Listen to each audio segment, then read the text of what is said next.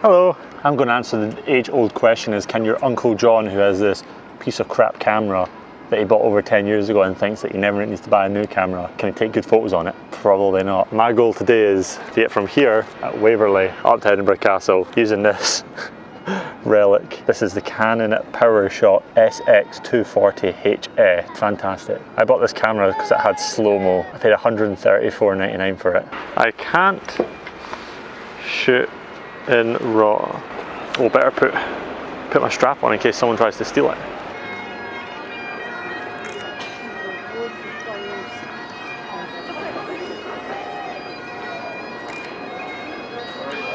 The zoom every now and then like just jams.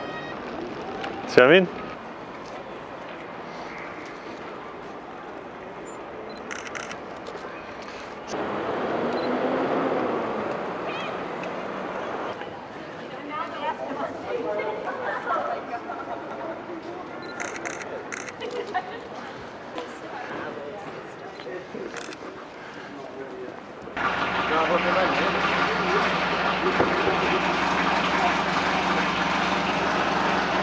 So far, really impressed actually by the zoom of it. Actually impressed how quickly it focuses, even though it doesn't seem like it focuses fast. It actually does focus quite well. But man, the setting, you accidentally fumble and hit settings all the time. It doesn't clearly show you like what the aperture is doing at all times. Like it just says shutter speed because I'm on shutter priority, but I wish it would show the aperture so I get an idea. Yeah, it's not great. And I wish it, like, the good thing with like the cameras that I use, you can set like a minimum shutter speed, but with it, you can't. So I don't want to shoot in auto. I feel I want to shoot in some form of manual or priority.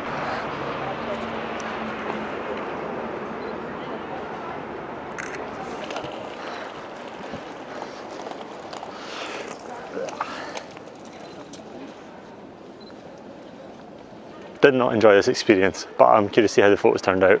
I think without it being raw, a lot of them are just lost causes. So right now, I think my answer is going to be no. You can't use this camera. Uncle John can't use this camera. Don't use this camera, Uncle John. Get something new. Hello! So I've uploaded the photos and I went through to pick the best ones and there wasn't any, so I'm just going to show you because I've had a brief look and some of them, man, are like what a great photo right here, man. Let's look at that. Isn't that just something else? So this is the first problem I've encountered, the fact that it's JPEG and not RAWs. It looks like crap and I cannot recover this. But yeah, my problem here is like you can see everything's just blown out. I even tried to put like one of my presets on it. The exposure doesn't work. There's no recovering that. And that's the downside with this camera already. This is when I figured out how much I could zoom in. Could I isolate this person just a little? Then black and white just to simplify it. I don't like this. Maybe if I was to add like a radial one? I feel like no matter what I do to it, I feel I can just see the lack of quality. You know what? That's not that bad.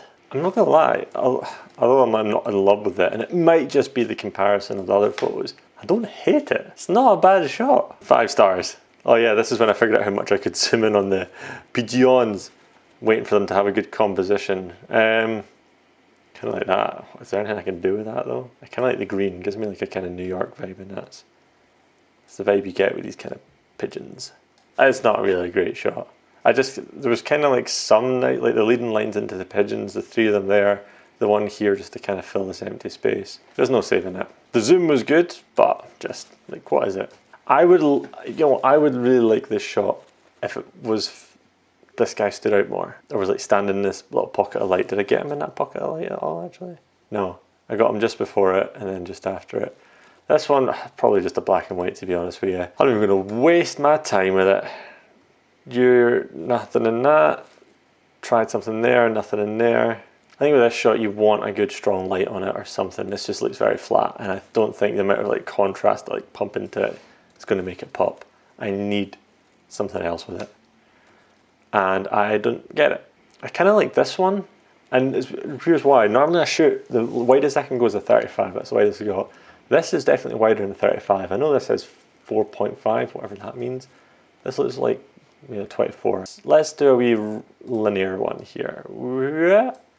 I'll be honest, it's actually a really nice photo. As a street photography, documentary kind of photo, That's not bad. And it might be because it's there, but it really tells a story of like the kid falling behind, sluggish. Look at the shops, parents just walking ahead. You can get the sense of the hill, the repeating patterns of the shops. I kind of like it. 5 stars. So here's when it got interesting. When I was trying to get this nice one, and I was actually trying to put some effort in. You cannot, like, I can expose for this, but this is gone. The fact that there's just no detail. I kind of do like the glow of it. I kind of don't hate it. And I don't know why. I know it looks terrible, and maybe I'll look back at it. Nah, I'm 5 stars. Then here's the funny thing. And then I exposed for the sky and tried to get some, like, one person. But here's the problem. Look at what happens when I try to recover the shadows. Look at that noise. It's green. This is when I ran out of time. And I was late for my shoot, so I just had to run up the Royal Mile. I did stop to try to get something here. I mean, maybe just whacking a preset on it, sharpening it up a bit more. I think it would look better if that bus wasn't there. If there wasn't all these distractions. I thought maybe the people moving would look cool, but it looks a good photo if, you know, none of that was there. I tried to do something, but it's leading lines to nothing. I don't think that guy stands out enough. Okay, is there something? I kind of like this. It definitely feels very beginner, just with the quality and like it blowing out. I do kind of like it though. How about that? 5 stars. There's no photography angle here. It's just terrible, terrible, terrible. Cool. So, just to summarize then, 5-star rated. I got 4 photos, and they only work if they're black and white. First one, you know what? I quite like it. Not bad. It's got a style, doesn't it? See, there's just no quality. There's no focus on them. There's nothing sharp on them.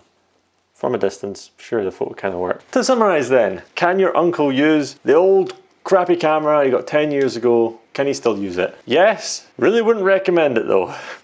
No, don't print them off anywhere. You can make them on the smallest size on Instagram as possible so no one can really see the lack of detail.